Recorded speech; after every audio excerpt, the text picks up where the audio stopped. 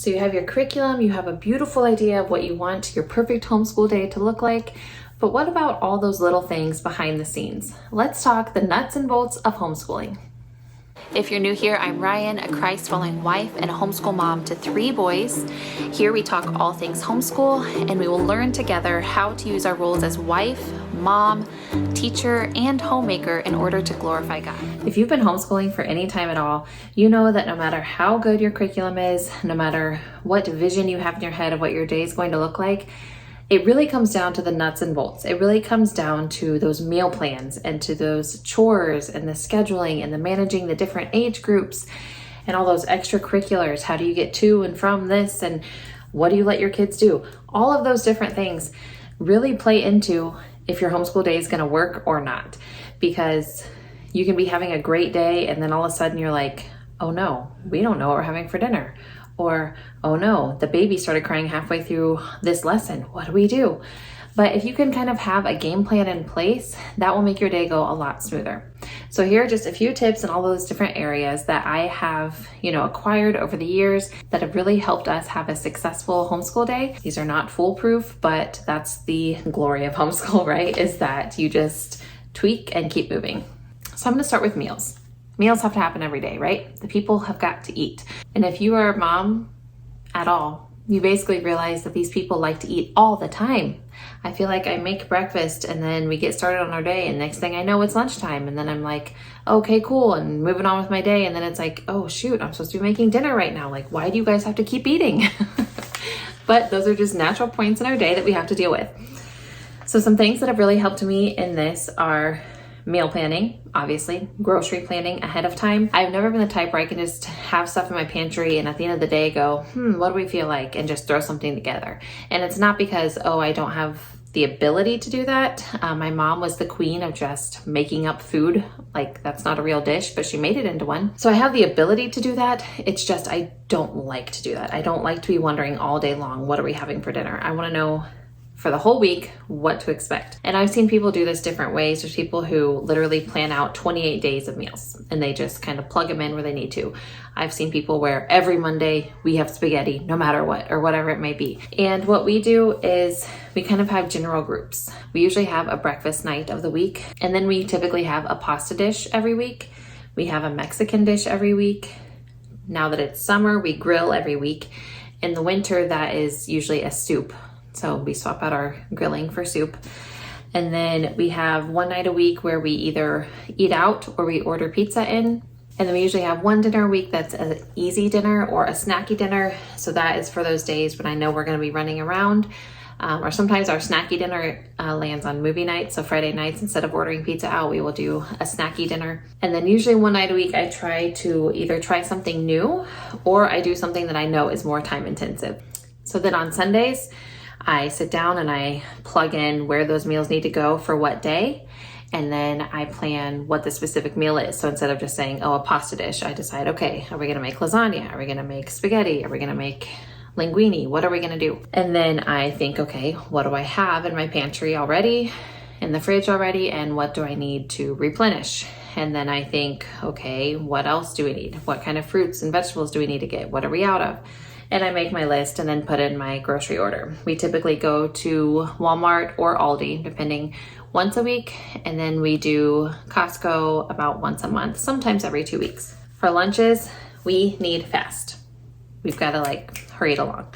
So we have a chunk in our day, in the middle of our day, that is our lunch hour. And whatever time they have left over after they've eaten is playing outside time, just kind of a brain break for everybody. And so I like our lunches to be quick, but I don't want them eating, garbage every day either. So we have pretty much the same things every week. I have about 6 things that I rotate through. Breakfast, it is do it yourself for my kids. And so I want to have a minimal hand on breakfast, at least Monday through Friday. Now Saturdays, I typically will make a better breakfast. So that leads me to scheduling. How do I handle my scheduling? Well, this is something that is very customized to each family because it depends what ages are your kids. It depends what is your work schedule like. Do you work outside of the home? Does your husband work outside of the home? Does he work nights? Does he work at home? there's a lot of things that come into play there. What outside commitments do you have? And so when I was a brand new baby homeschooling mama, I thought this would be great if I could plan out my entire year ahead of time. And I am not lying. Now that I'm a more veteran homeschool mom, I see how nuts this is. I literally took my planner and I planned out every single homeschool day. In like July, August, I just went through every night and just plugged in every math lesson, every single language arts lesson, everything. It lasted like 3 weeks maybe. And then it was just constantly like scratching out, erasing, arrows, move it to this day. We did double this day. We did extra that day. We did not enough this day. Don't do that. Don't do that. I don't know if I'm the only crazy one who would ever even attempt to do that. Probably so. But if you're thinking that would be a way to go, I'm telling you it's not. Also, I know some people who are like, oh, we'll just take our books and we'll just do a lesson a day and then we'll just finish when we finish. And in theory, that works too.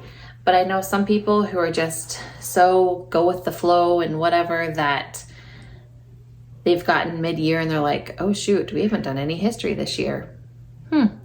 Or, oh shoot, we, are wrapping up our science. We did so much science, we're done with our science for the year, which there's not necessarily anything wrong with that.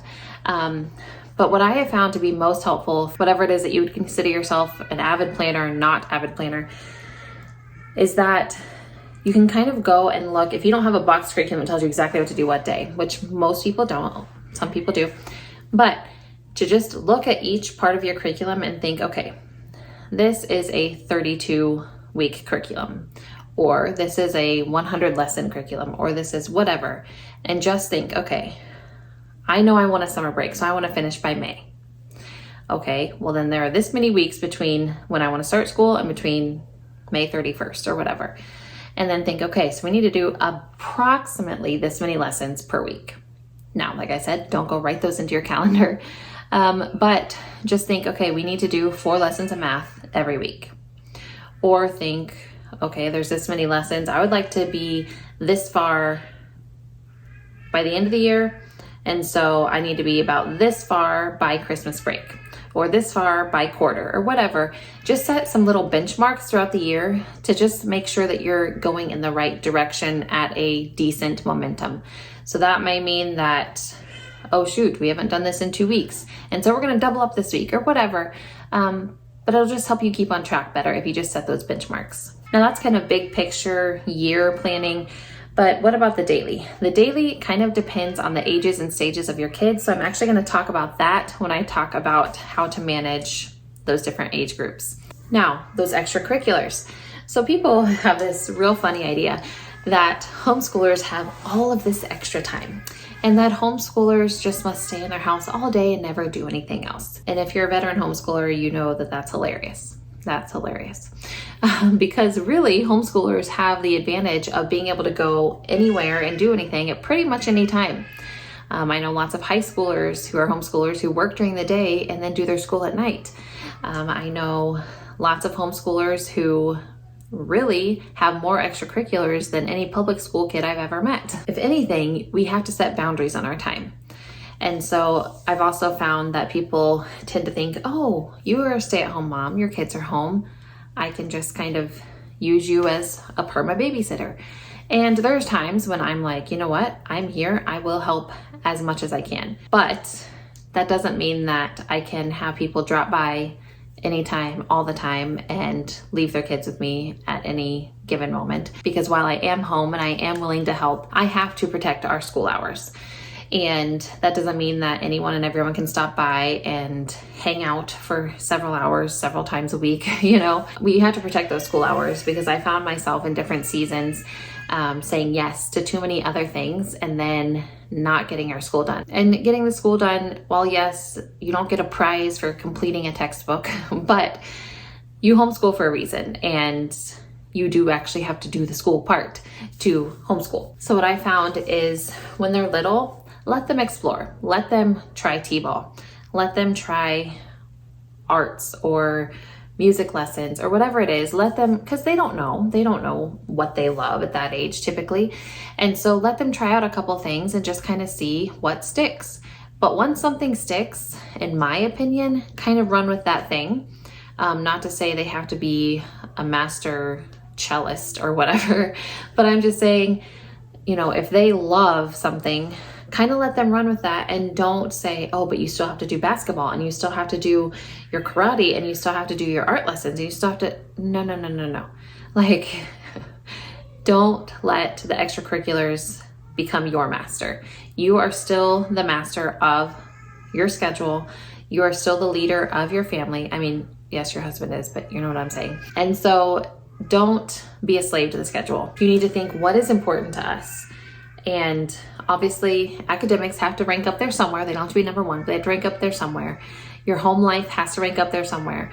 And so where do our extracurriculars fit in that? What am I comfortable with? How many hours am I comfortable with spending outside of the home on extracurriculars in a week? And if it's something that's not important to you and it's encroaching on your school day and it's encroaching on your family time consistently, let it go. And I know families who are just totally run by their child's ball schedules and their child's music classes and whatever. And I refuse to do that. I refuse to do that. I think that there is a great place for extracurriculars in our lives, but I'm not going to let them take over our school day. I'm not going to let them take over our home life. And so just set hard and fast boundaries and stick to them. And whether that is, you know, each kid, you get to pick one sport and that's all you're doing all year. Or whether it's, okay, you get to pick something to do in the spring and something to do in the fall, or whatever it is, that's fine. That's gonna be different for each family, but just set hard and fast boundaries and then stick to them. The fourth area that I wanna touch on is chores. And so, you know, it's great, we're home, we're here, but with people home all day, the mess is astronomical. I mean, the more kids you throw in, the worse it gets too. People often think, another misconception, you're home all the time, your house must just like, you have all this time to like work on your house house must look great. No, because my kids are home all the time. And not all the time, we leave the house, but we eat all of our meals here, most of them anyway. And we do all of our learning here, and we do some extracurriculars, but we do a lot of our playing here. I mean, there's a lot of mess that comes with that. And so getting a good routine down for your cleaning and your chores is vital. One thing that helps is if you live here, you contribute. If you are able to, you know, have the hand-eye coordination to wipe something, you're wiping something. If you're able to sweep something, you're going to be learning how to sweep something. This is not only to keep your house nice and running well, but it is also to train them to know how to do this stuff so that by the time they're a teenager, they know how to basically run a house. And so when they move out, then there's no training that they're going to have to do later. Now, of course, you have to, you know, kind of tweak this and mold this to everyone's age and ability. And so it's a constantly evolving thing. And I will admit, it is hard when you give someone, you know, oh, okay, they've kind of aged out of these chores and they've mastered them and now they're ready for bigger stuff. And it is hard to transition into those things. It is hard to put an 8-year-old in charge of cleaning a bathroom. And there may be some re-cleaning you have to do, but it is worth it. It is worth the training. It is worth giving them that responsibility and letting them run with it. How we do this is, for us, it's a Monday through Friday. Each day has kind of a focus. And so during our technical chore time, like when everyone's doing chores, that's our focus, okay? So each day is a different thing.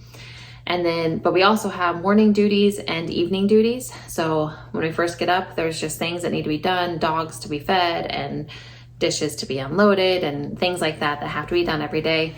And same thing before bed. There's things that need to be picked up and things that need to be washed and whatever to set us up for the next day. So we kind of open and close our house, right?